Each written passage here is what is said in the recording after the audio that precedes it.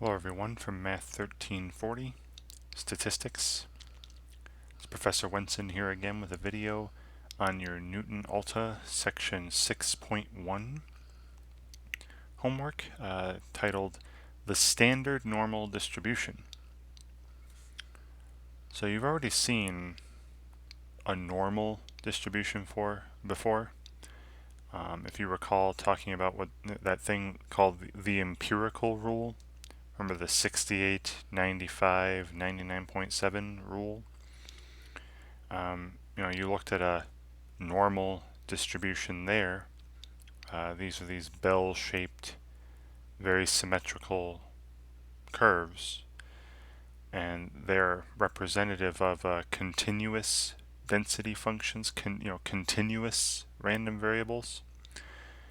And so, area beneath the curve will correspond to probability, as you saw in section 5.1, right? For continuous distributions, area beneath the density curve will correspond to probability.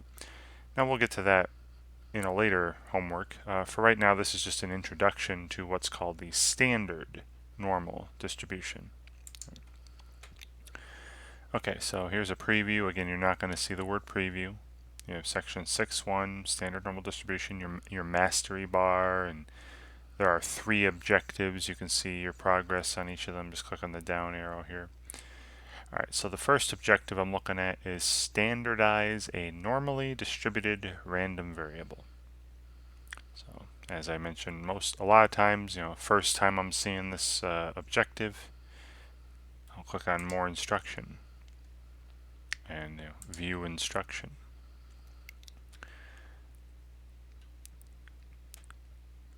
Alright, so we go into, now again, they're assuming here that you've already seen, and you have already seen, what a normal distribution looks like. When you look at a graph of it, it's again a symmetrical bell-shaped curve. So all normal distributions do not necessarily have the same means and standard deviations. So we can do what they say call standardize all normal distributions so that they have a mean of 0 and a standard deviation of 1. This is called a standard normal distribution, and it's given the name Z, okay, Z, and this symbolism here means that it's a normal distribution, the N for normal, mean of mu. Remember, mu usually represents population mean, and then a comma, and then the standard deviation, sigma. Remember that lowercase sigma for the standard deviation.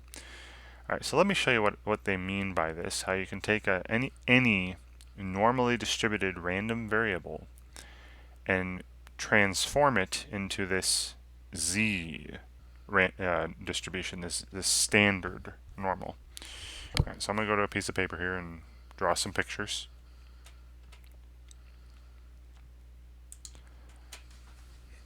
Okay, so let's suppose that I have a random variable, called capital X. And say capital X is a normal random variable. Remember you had binomial you've seen, and that was a discrete random variable. Now we're getting into continuous random variables, and again, n means normal, with a mean of mu and a standard deviation of sigma. And again, I'll write out what all this means. Right? So this means that this capital X is a normal or normally distributed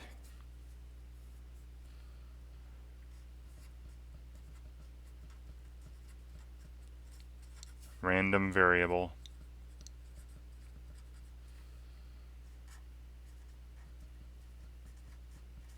with mean mu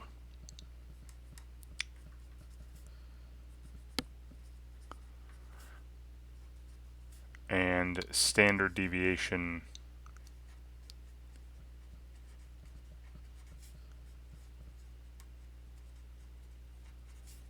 sigma. Okay, that's what all this means.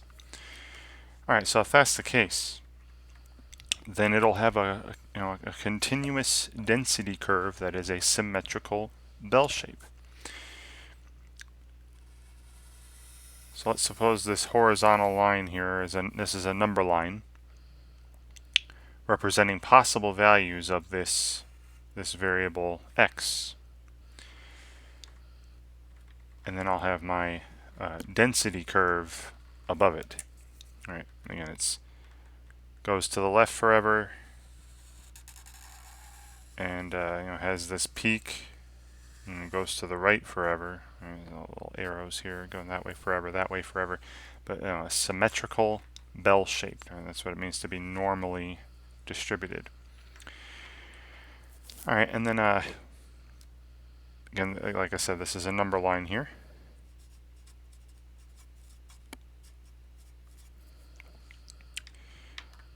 And then there's some nice things about this this bell shape and how it relates to our mean and our standard deviation. So right beneath the peak, the very tip top of the bell curve, if you go straight down, this value on the number line is where the mean is, right? The mean value of x. So mu or mu sub x if you put an x underneath it, but I'll just put mu. Okay, so that's where the mean is, right? And that was a measure of center, right? The mean. Now, standard deviation, remember, is a measure of spread. So the bigger the standard deviation, the wider and flatter this bell will be. And the smaller the standard deviation, the closer, the tighter and taller the bell will be. Now you can tell how big the standard deviation is for a bell-shaped curve for a normal distribution by looking for what are called the inflection points. Now the inflection points are these points here. And again, same distance on the other side of the middle, right? Very symmetrical. So again, this is now an inflection point. They don't really mention this, but I like to point it out. An inflection point is where the curve changes the way it curves. You see in this area here, the curve is curving, downward. Right? You're curving downward. But then as soon as you hit these inflection points, the curve starts curving, curling to where it's like a bowl holding water. Here's dumping water, here's holding water. Right?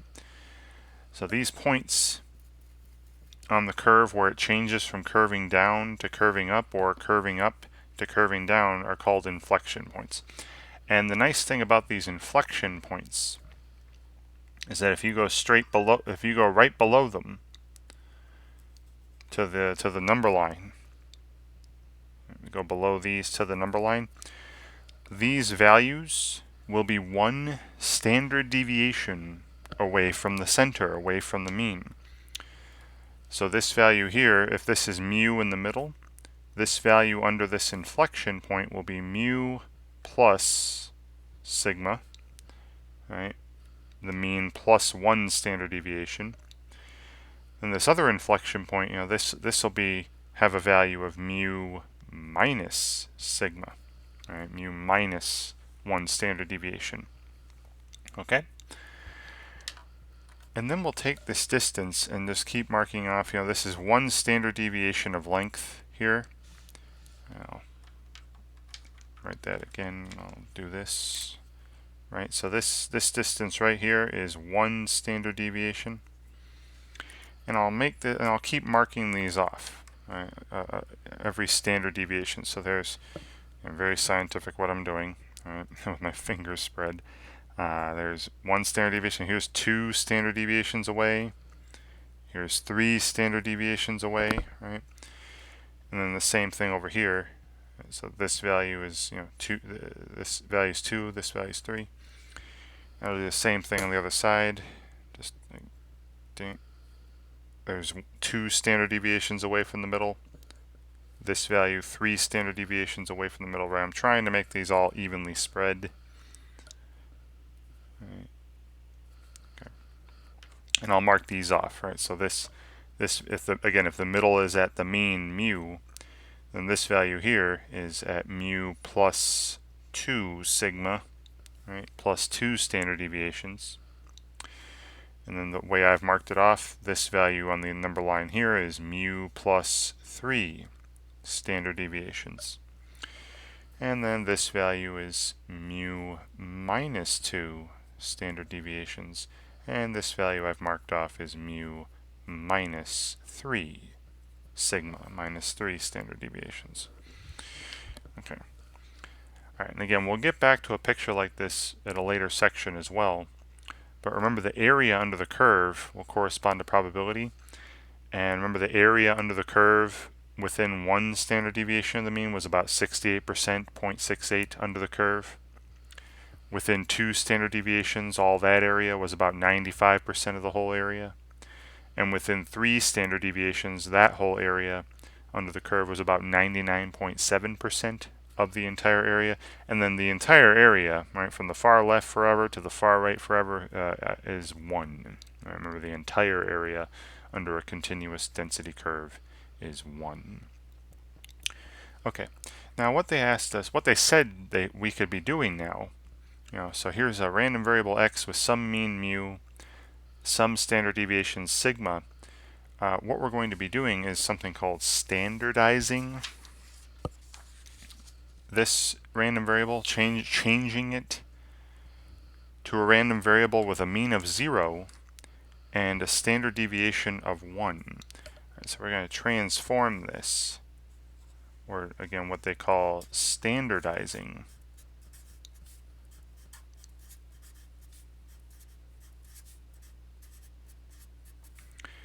And all that means is we're going to transform our random variable x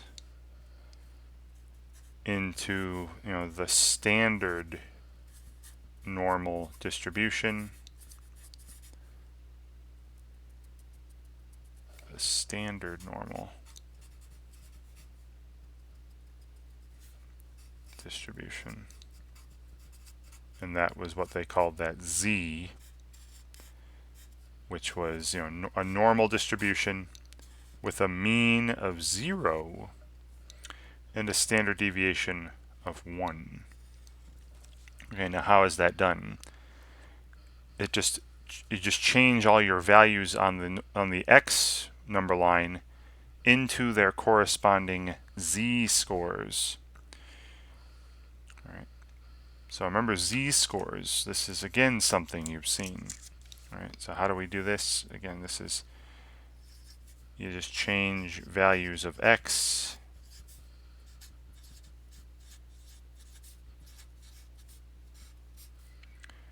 into their z-scores. That's why they're using z for the name of this standard normal distribution. Now hopefully you remember z-scores. This is a while back now, but remember, the z-score of a value was how many standard deviations away from the mean was that value. Remember, so hopefully you recall this formula. Recall that the z-score for any particular value was that value minus the mean, right? How far away, above or below, right? If it's positive, you're above the mean.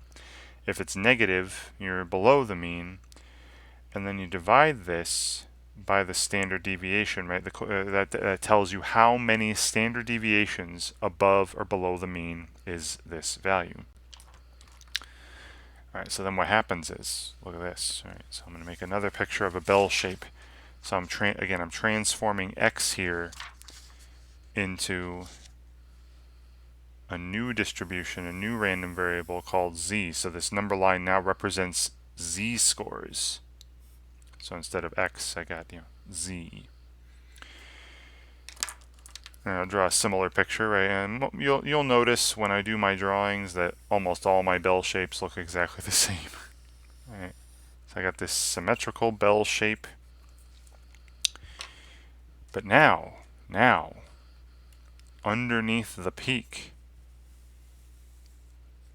remember the mean value of x, under the peak was mu. What would be the z-score of the mean? The z-score of the mean would be 0.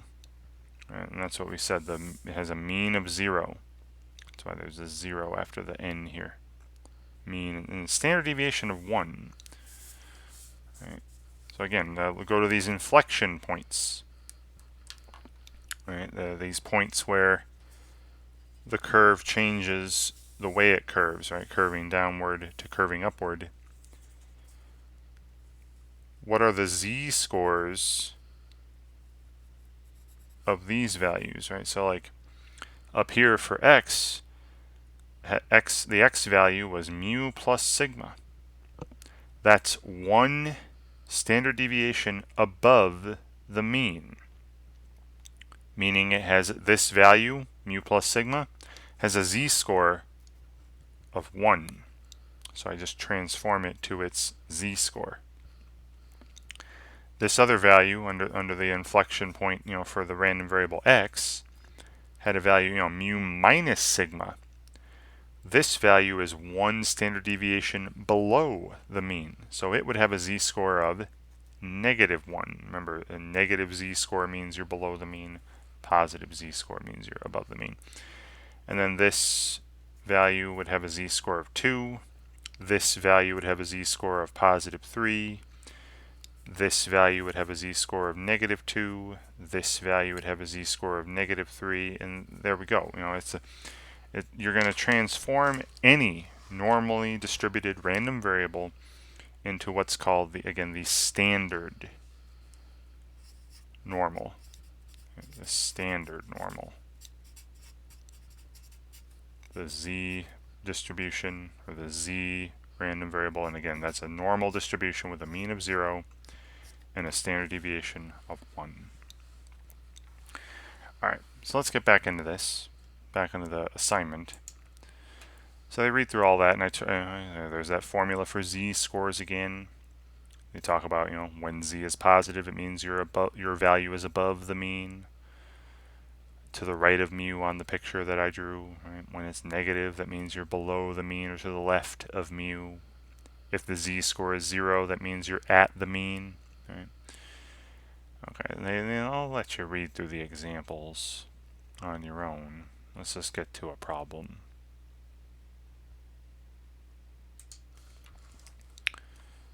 Okay, so question. Alright, so see here, suppose x is some normally distributed random variable with a mean of 5.5, and a standard deviation of 2. And then little x, right? We're going to take a value of little x, this is a value of the random variable capital X.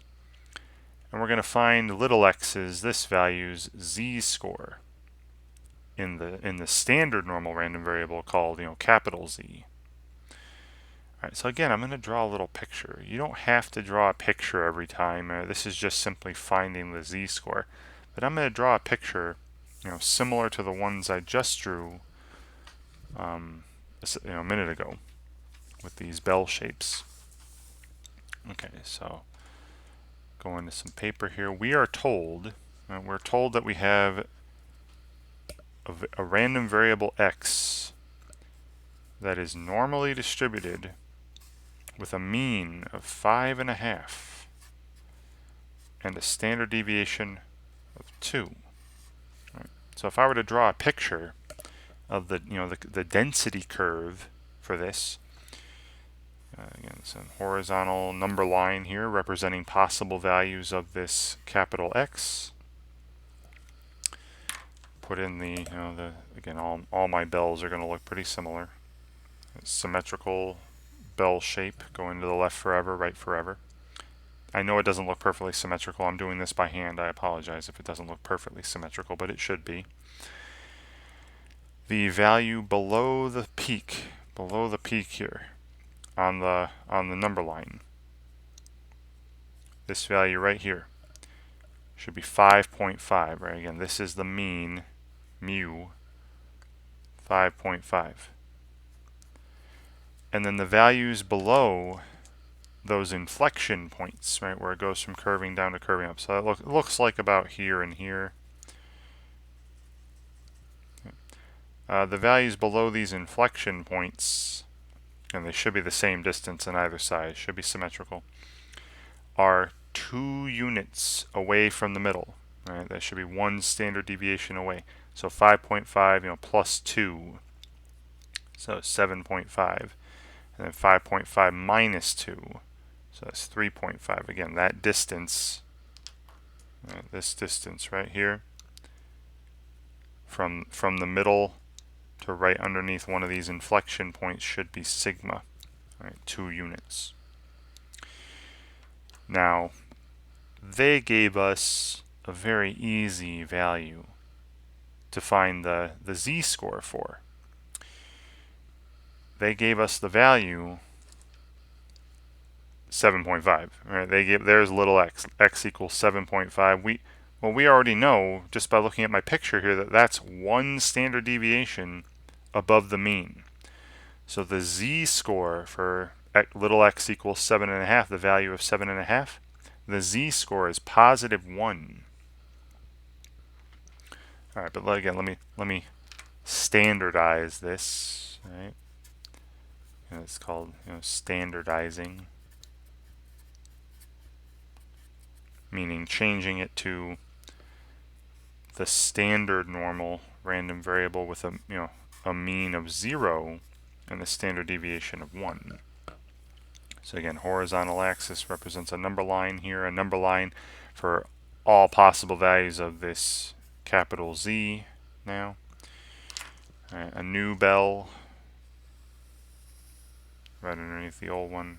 Again, very similar. But now everything is z-scores. Right, underneath the peak, what's the z-score of 5.5? Well, that is the mean, so the z-score is 0. Right? And again, the middle should be at 0.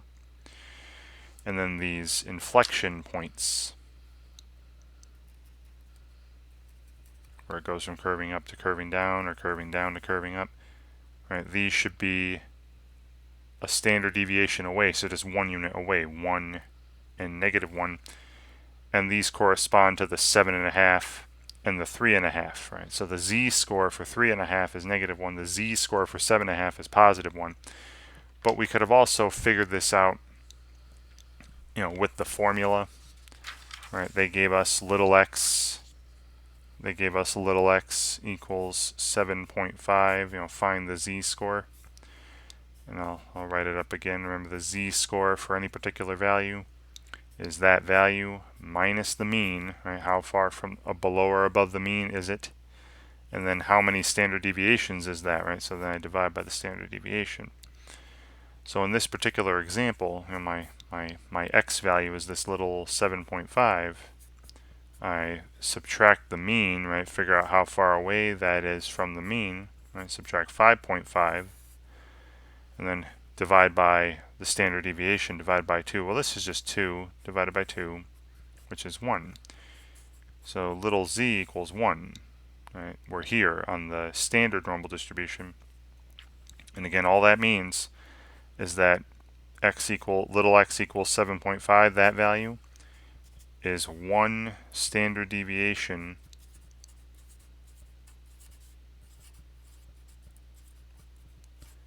above the mean, right? Because it is a positive 1. Right? If it was negative 1, it would be below the mean. And that's all. Right? Again, you've seen z-scores. So yeah, z-score. Yeah. So this means that the standard deviation is 1 standard deviation above or to the right of the mean. Right. See, it's not 1 standard deviation below. It's not 2 standard deviations above, 2 standard deviations below.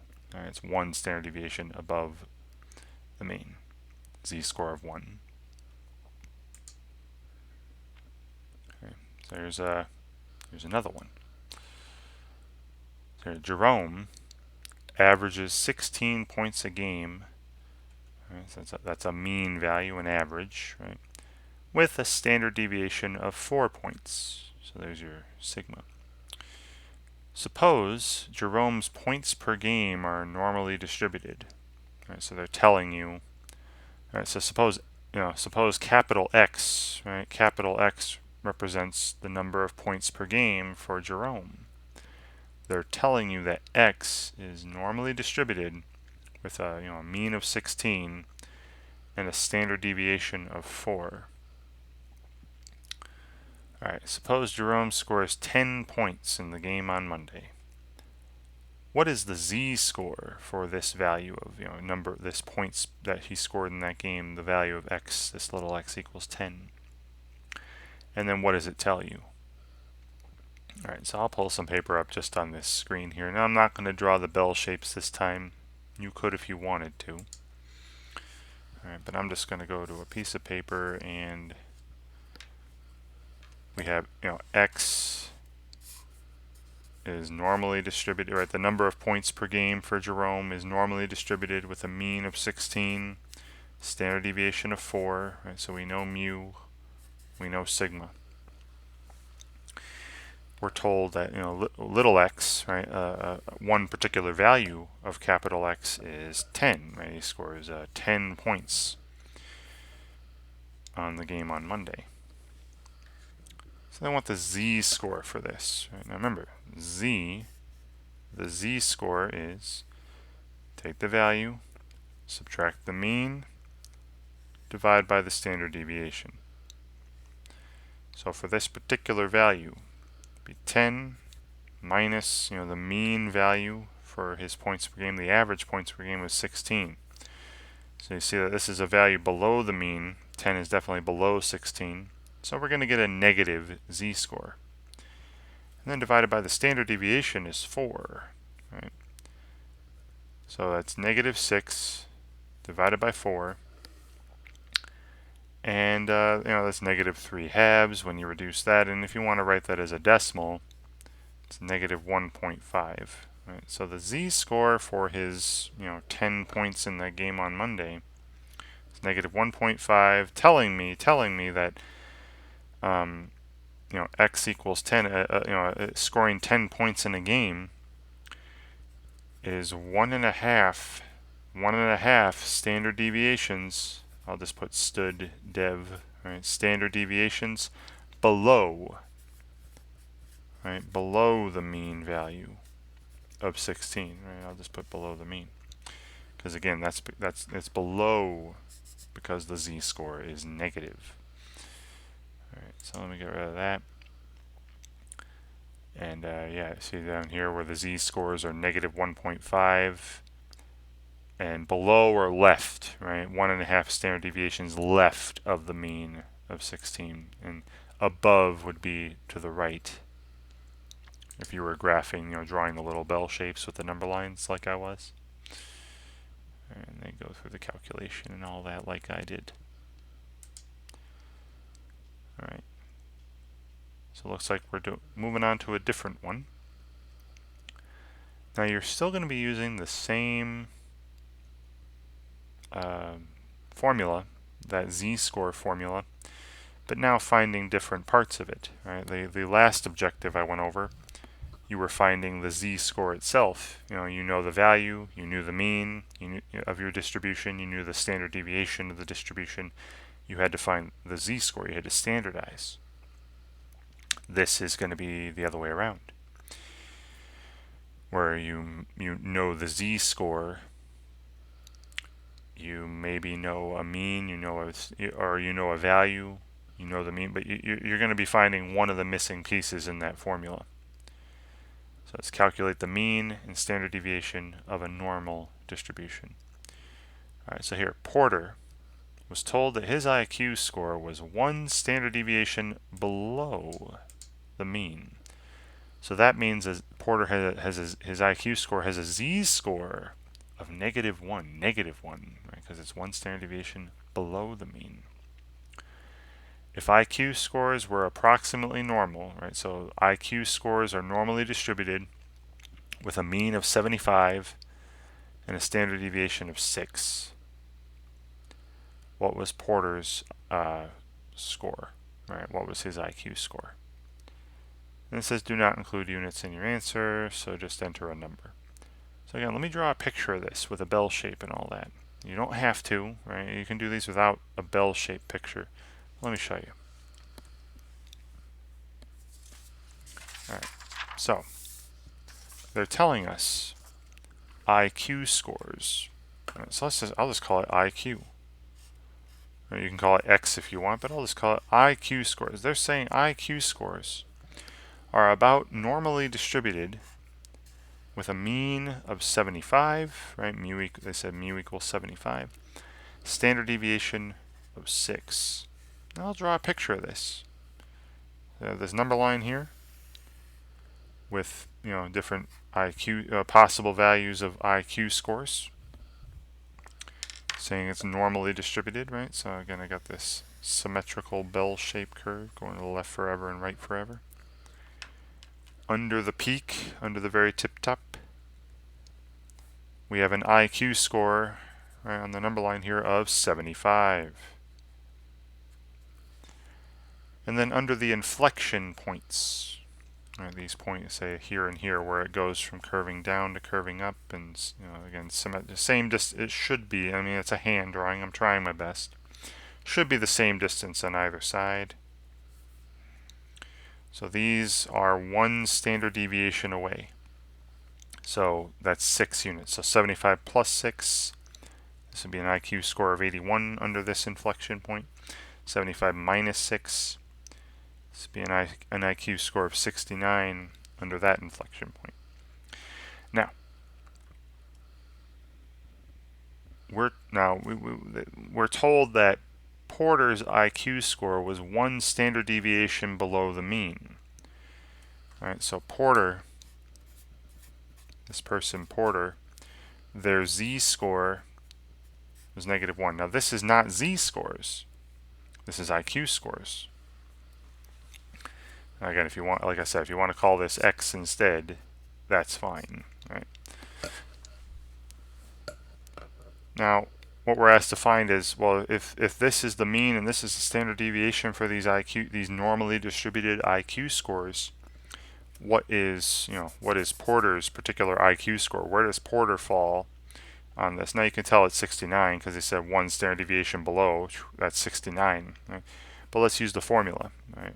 Remember, the Z-score for any particular value is that value minus the mean, then divided by the standard deviation.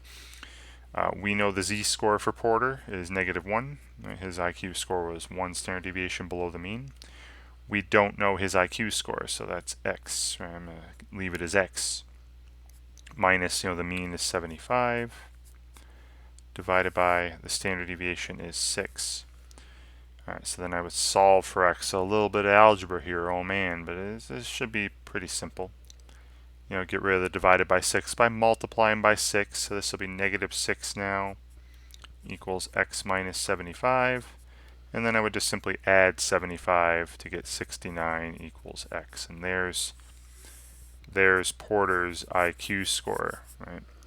So if I were, here on this, here's Porter right here on this number line at 69.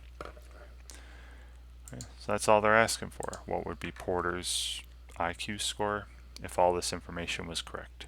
Right? See again, they're using that same formula. So it's really all, you're going to see that formula a lot in this particular section.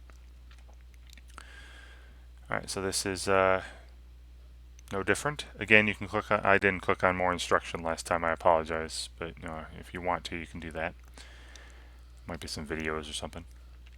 Alright, so Jolene scores an average of 28 points per basketball game. So that's her mean score, mu. And her points per basketball game are normally distributed. Suppose Jolene scores 52 points in a game, and this value has a Z-score of 4. what is the standard deviation of her points scored, right? The points scored variable. No units. All right. So this time again, I'll just pull up a piece of paper on the same screen here.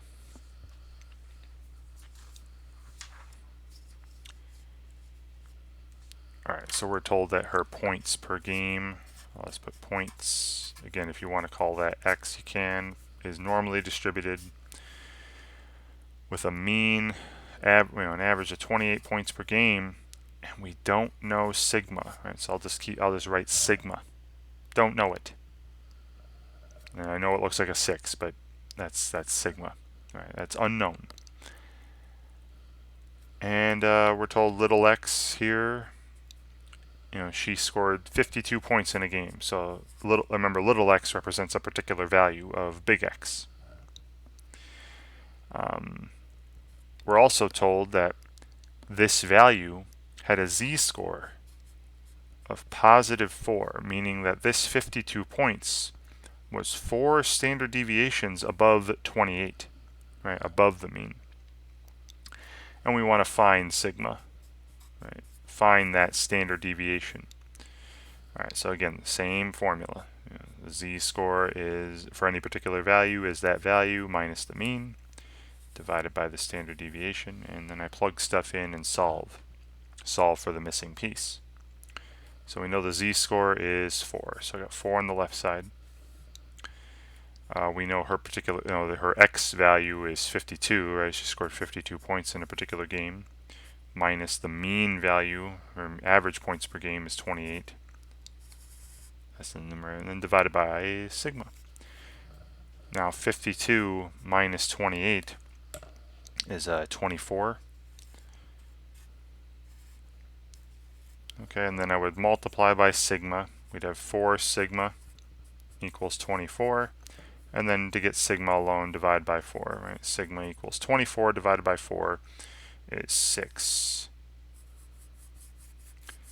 Now, and this is a standard deviation. The standard deviation should be positive. Remember, standard deviation was never negative. So if you end up with a negative value for a standard deviation, you did something wrong. But we're okay here. Positive 6. All right.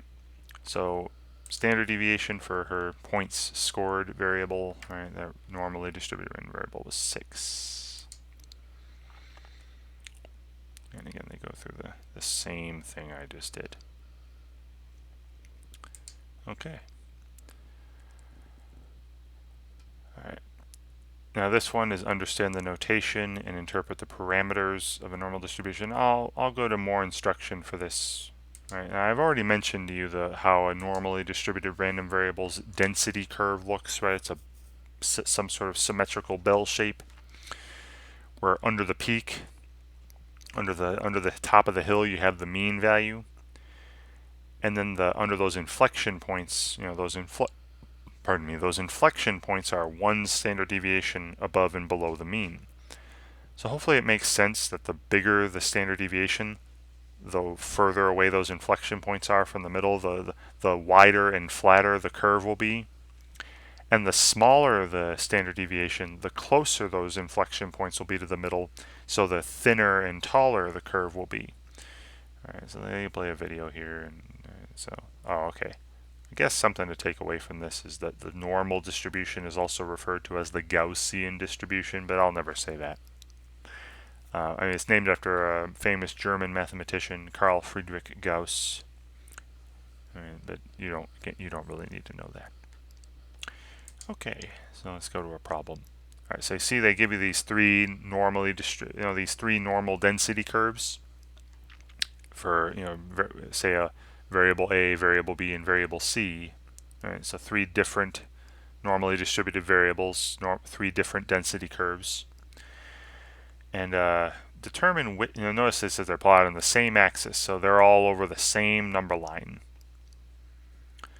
Which normal distribution has the largest standard deviation? All right. Well, first off, let's talk about the means. Now remember, the means are under the peaks. So the mean of C here is this value under where my cursor is floating. The mean of B would be this value right underneath the peak of B. and the mean of A would be this value here. So you see, if I compare all three values, A has the largest mean. Right? A has the largest mean, but we're talking about standard deviation though. So remember, standard deviation is a measure of spread. So which of these curves looks the widest? Right, the most spread, the widest and flattest. Remember I said that a second ago.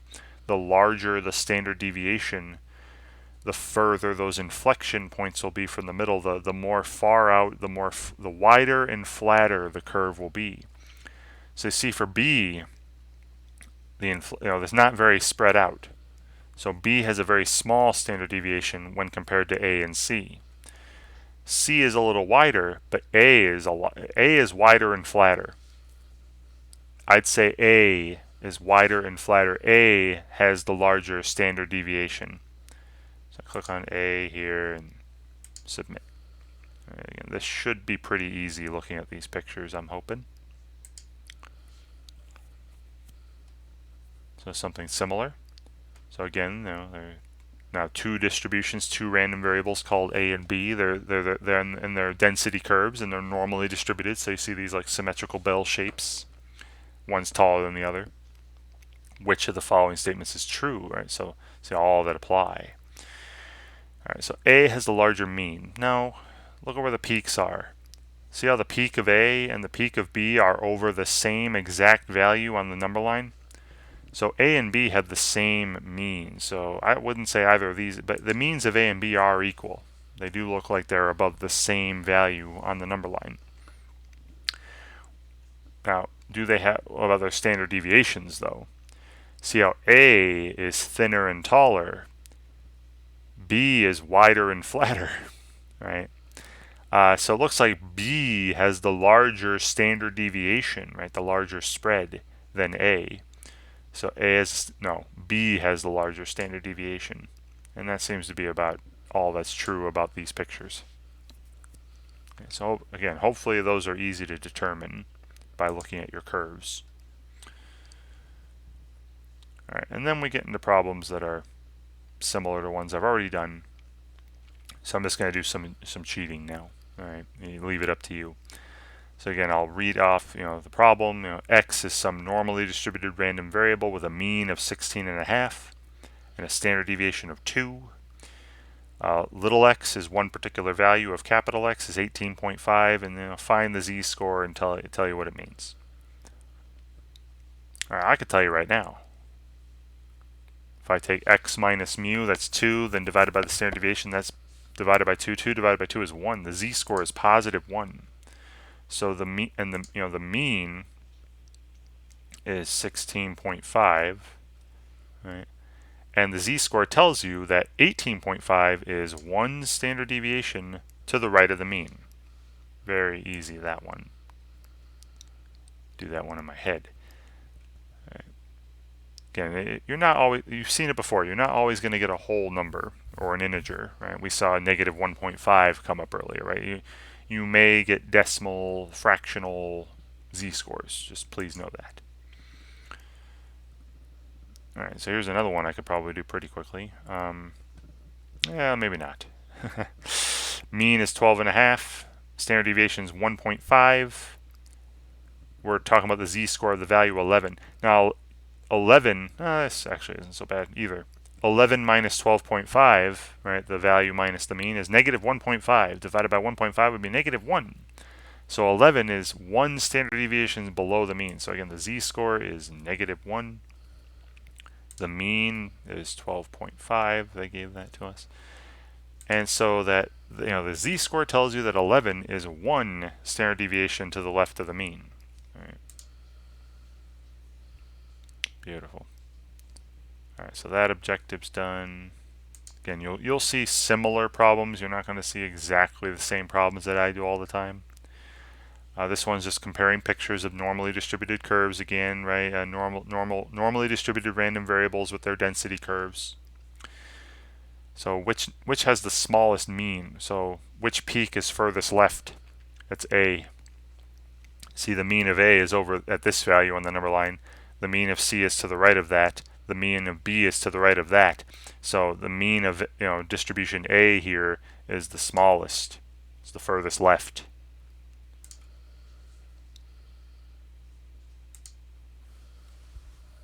Another one with some pictures. Again, this is one where you select all that are true.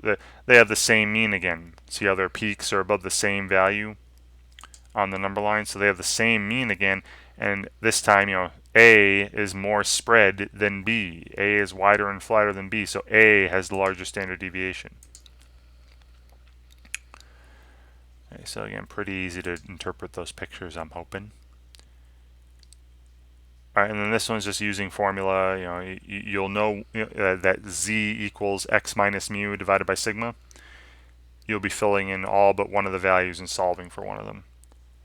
All right, so remember, 3 standard deviations below the mean means a z score of -3. So I have -3 equals x minus 94, and then divided by 6, multiply by 6, you got -18, then add 94, 94 minus 18 is 76, right? So the value, Jamie's value on this aptitude test would be 76. All right, I would write it out if I were you, right? Unless you want to do some mental math. I'm not always I wasn't trying to show off. I was just trying to get through it quickly, all right?